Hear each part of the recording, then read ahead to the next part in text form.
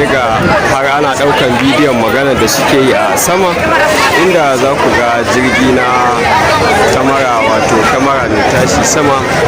ta je tana ɗaukar rahoton abin da yake gudana a wannan waje.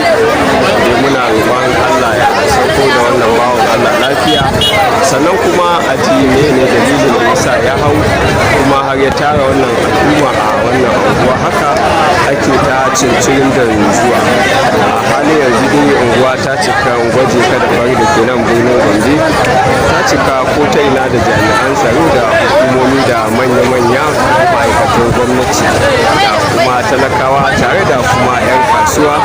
inda ake ganin yadda take kayawa da wannan bawan Allah an yi sauko ya iya sauko.